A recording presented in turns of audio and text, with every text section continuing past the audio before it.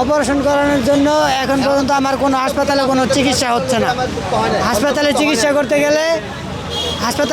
করতে গেলে বলে আপনার এমএস লাগবে, এমএস কার্ড ছাড়া চিকিৎসা করা যাবে না। অত টাকা তো আমার কাছে নাই। এইখান থেকে এই পর্যন্ত পুরাটা গুলি, এইখান থেকে এই পর্যন্ত পুরা পায়ে গুলি।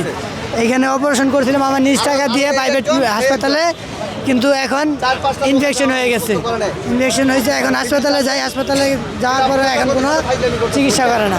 আমাদের এমএস হয় না, গেজেট হয় না। 1-1.5 বছর ধরে ঘুরতেছি। এই যে কাগজপত্র আমাদের ময়মনসিংহ জেলা অফিসে, তারপর সিভিল সার্জনে, উপজেলা স্বাস্থ্য কমপ্লেক্সে সব জায়গায় কাগজপত্র দেওয়া হয়েছে, কিন্তু তারপরেও আমার কোনো আপনার চিকিৎসাপত্র কিছু হয় না। এই যে ভাই কারণ কি এটা ওনারাই বলতে পারে। আমার চিঠিতে লিখে দিছে যে গাজীপুরে ঘটনা হয়, ময়মনসিংহে তদন্ত করা সম্ভব না। এই যে দেখেন আমার কাগজপত্র, সরকারি হাসপাতালের কাগজপত্র, এই যে গুলি বের করা, এই যে ঢাকা পঙ্গু হাসপাতালের কাগজ।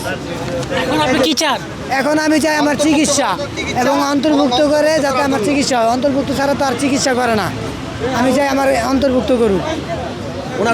এই আমার পায়ে অবস্থা দেখছেন, এই আমি এইটুকুই চাই, আমি আর কিছু চাই না প্রধানমন্ত্রীর কাছে।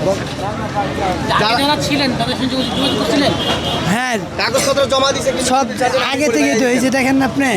আরও 1-1.5 বছর আগে থেকে আমি কাগজপত্র জমা দিতেছি এই চিকিৎসা করার জন্য, কিন্তু তারা সবাই বলে দিতেছে করে দিতেছি।